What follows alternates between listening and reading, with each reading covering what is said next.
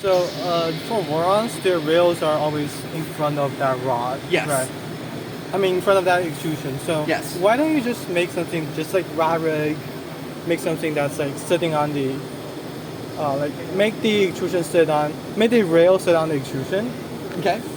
So the reason we went with putting the tool head and putting the rail on the front here is basically when it comes to any sort of rock in the carriage. And so just imagine my pin here is the tool head.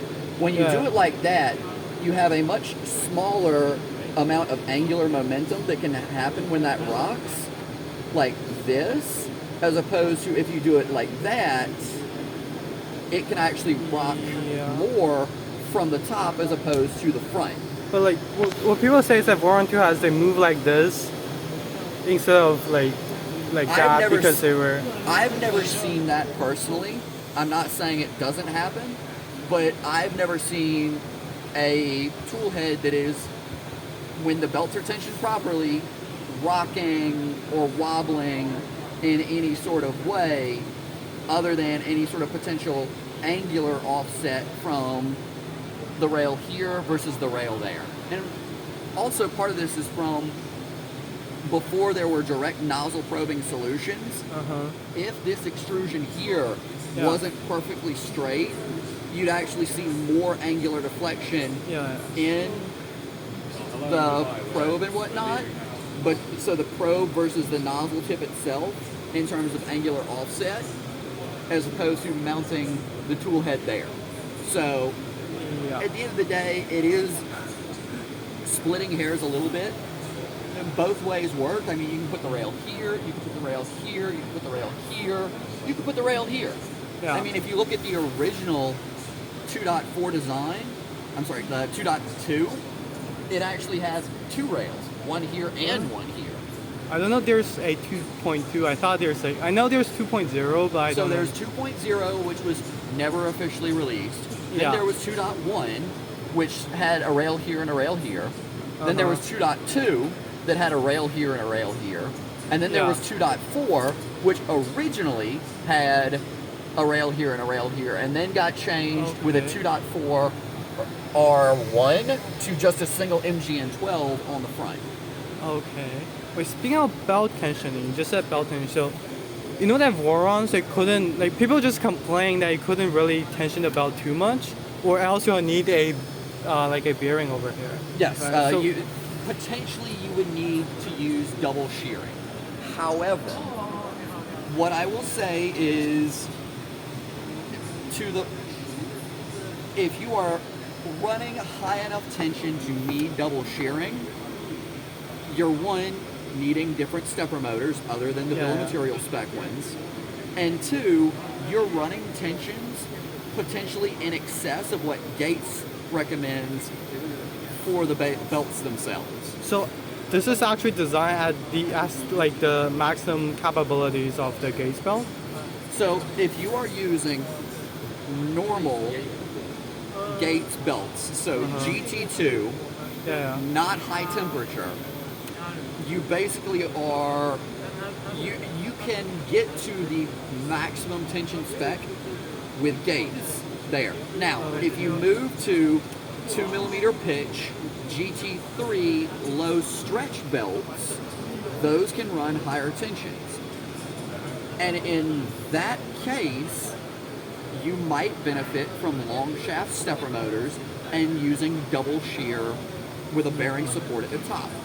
However, because when we designed this machine, that belt wasn't available, we designed it with what was available and most commonly available at the time. Okay, Gates GT3 2mm pitch low flex is about double the cost of GT2 standard flex 2mm pitch. Yes, you can run slightly higher tensions, but then you're also spending more money on long shaft stepper motors. Yeah.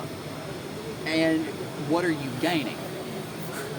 Potentially more accelerations, but not that much more. Yeah. So, at the end of the day, what is the benefit versus what is the cost to the end user? And if someone is an end user who knows they need those capabilities, that's someone who's also probably intelligent enough and talented enough to be able to figure out, hey, if I need to go double support, I need to make a printed thing that sits on top of here, or redesign this part so I can put a bearing in it, and buy long staff Shepherd motors. And here's the other thing. You're probably also going to need to be running 48 volt as opposed to 24 volt. So that's using a non-standard power setup to also benefit from what you'd be getting using long shaft and things like that. Well, I just realized, I think I remember there's a mod that you could change it to 12 millimeter belts. I'm sure someone who's...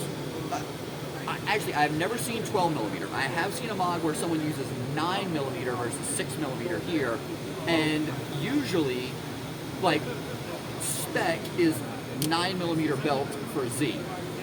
Yeah. But I have seen 9 millimeter belt for XY. I have not seen 12 millimeter, just because 12 millimeter, especially when you factor in the separation between the belts you need, expands past the profile of the extrusion themselves. And the goal was, once again, to make sure that the belt basically sat inside the path of the extrusion without going too far past it. So even if you move to 9 millimeter belts with a 20 millimeter extrusion, that still gives you, a very small amount, but still a small amount of spacing that still sits inside of this profile there. Well, but still, like, I might be wrong, but like, still for 9 millimeter belts, at least you could get more tension, right? But once again, if you are the sort who knows you need to go 9 millimeter belt, and your use case supports 9 millimeter belting, you're probably also, sophisticated enough to modify and redesign the parts, and you're also probably running CNC parts as opposed to printed parts. Which, that's the other thing, is we design our stuff to be intended to be printed first, so printed primarily parts. And so someone who's needing machined parts should be ostensibly designing them themselves. Yeah. I have one last question for you. I want to go to find Mello's booth. I don't know where Mello is though. They are over there. Okay. So I want to ask, what is your opinion on Voron, the auto-ejecting Voron, the Trident? So honestly, I think it's interesting. Because we release everything open source, if someone takes our design and does some work based on what we've done, that's great. That's awesome. I mean, what is your opinion on the idea of doing that? Because I know there's belted Voron 2.4s. I've seen those. I've not used one personally. Once again, if you have a use case for something like that, that's pretty cool. Personally, I don't have this is me speaking personally, I don't have a use case for an auto-ejecting print system, so I probably would never build one, but if someone has a need for that, that's great. That's awesome, and the fact that someone else has taken that idea and done something with it, that's awesome. It's just, once again, it comes down to what your needs are, what your use case is, and what do you need to do to support that. Okay.